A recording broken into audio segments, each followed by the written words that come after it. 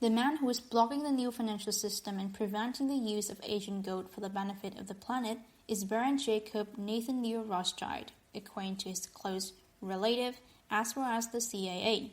Baron Rothschild is the head of the Khazarian mafia octopus that controls the issuance of US dollars, euros, Japanese yen, and many other currencies, not including the Chinese yuan or the Russian ruble. It was Rothschild who stood in the way when the Asian elders offered gold at a 13% discount in order to set up a future planning agency charged with ending poverty, stopping environmental destruction, turning this planet into a paradise.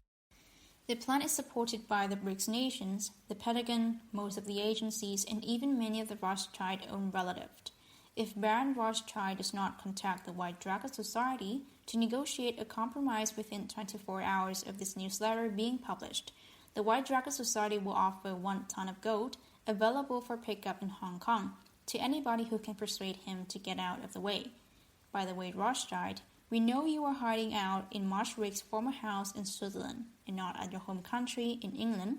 Don't bother trying to hide, it will be futile.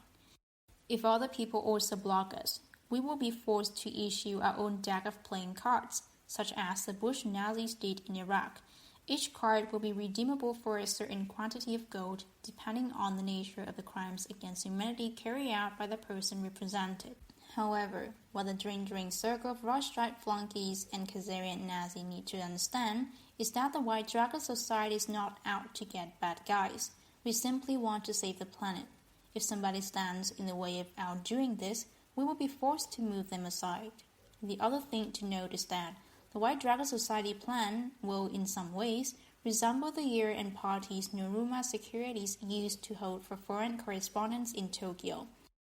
Most correspondents are not allowed to accept gifts worth more than $20 or so from the sources. So what Nomura did was have a bingo game where it turns out everybody won a rich prize. This correspondent was once fooled into accepting a $300 Norotech tea set in this manner.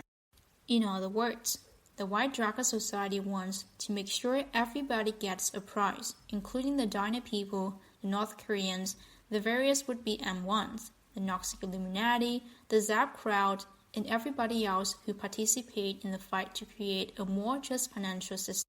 Of course, all the people and living creatures of this planet will also emerge a winner once we pull this off, and it will happen. This is clearly the case because the situation on ground is getting increasingly desperate for the Khazarian mafia as they are being systematically removed from power around the world. The biggest recent developments have been in Israel, where Defense Minister Moshe Ya'alon resigned last week denouncing extremism, violence, and racism in Israeli society and in the Netanyahu regime. This follows comments made by IDF Deputy Chief of Staff Yair Golan on Holocaust Remembrance Day, where among other things he said, the reign of racist bills in Knesset, those already adopted and those in the works, strongly resembles the laws adopted by the Reichstag in the early days of the Nazi regime. These comments were supported by the former Israeli Prime Minister Ehud Barak, who said Israel has been infected by the seeds of fascism. It seems the Jewish people who are finally waking up to the fact their own leadership is actually composed of Khazarian Nazi gangsters with a genocidal agenda. This belated awakening of the Jews to the horrors they have been subjected to over the millennia by their Satan-worshipping leaders is not happening by accident. The Russians have carried out a very sophisticated campaign by forcing Israeli Prime Minister Benjamin Netanyahu to hire the Soviet-born right-wing extremist Avigdor Lieberman as the new defense minister, Pentagon intelligence says. This extremist will carry out societal aggressive policies that will hasten the destructions of Israel, they say. In particular, Lieberman is expected to order an invasion of Lebanon that will unleash a rain of missiles that their so-called Iron Dome defense will be useless against, the sources say. The other thing that is imminent is the financial destruction of the Israeli system.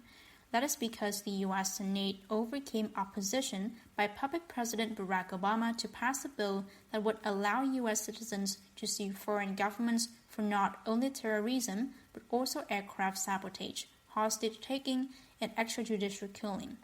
while the Khazarian mafia-controlled press seems to think this bill is aimed at Saudi Arabia, the real target is Israel. Israel can now be sued for 11 September, the Paris attacks, Malaysian Flight 370, the Sinai Russian aircraft crash, and now, last week, Egyptian incident. Pentagon sources say the words aircraft sabotage were deliberately added to the Senate bill just to make Israel accountable for its actions. In the case of last week's Egyptian crash, CIA sources say what really happened was that 3 French government agents were on their way to Egypt to expose serious Khazarian crimes, so the plane they were flying in was diverted to Israel. That is why initial news reports said there were 69 people on board, while later reports changed the number to 66.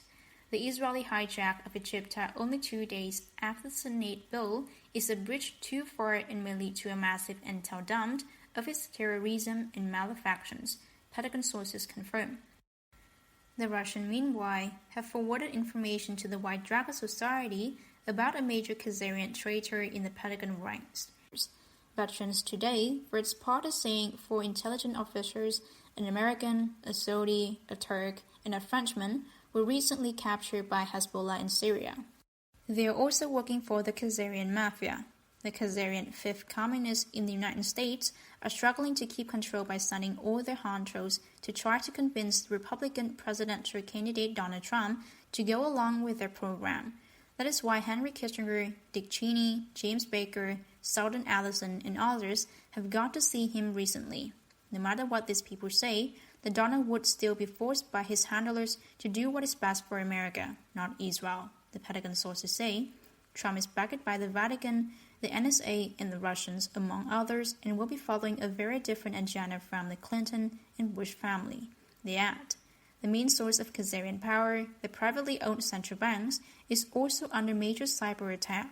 The hacker group Anonymous has shut down the computers at the Bank of England, the Boston branch of Federal Reserve Board, the Bank of France, and attacked 20 other central bank computer systems around the world, in what they say is just the beginning of an extended campaign against them.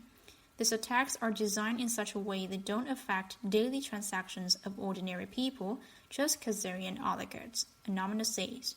The campaign to cut off Khazarian narcotics money is also proceeding with the head of U.S. Southern Command visiting Peru on May the 10th to ensure that countries joins Colombia in ensuring cocaine money does not flow to the Khazarian Nazis. The progressive legalization of drugs around the world, with Germany and Japan set to join the U.S. in allowing medical and possibly even recreational marijuana, is also cutting off Khazarian mob finance. The Khazarians have been able to mount a limited counterattack by taking over Brazil and imposing an Israeli to run the country's central bank. However, only Argentina's fascist Macri regime has recognized a new government there. A counterattack against the coup regime in Brazil is now taking place in the form of strikes, protests, and other actions. In Japan, meanwhile, a long-planned G7 summit meeting is taking place this week, but it's already clear this group of puppet leaders is not going to accomplish anything other than enjoy hot springs, visit shrines, and eat good food. The official communique will be blunt to the point of meaninglessness because the people gathering at the summit are becoming increasingly irrelevant. Some groups wanted to kill Obama when he visits Japan, but as Russia Vladimir put it, if somebody's dog bites you, you do not go after the dog, but rather its owner. The ball is now in your court, Rothschild.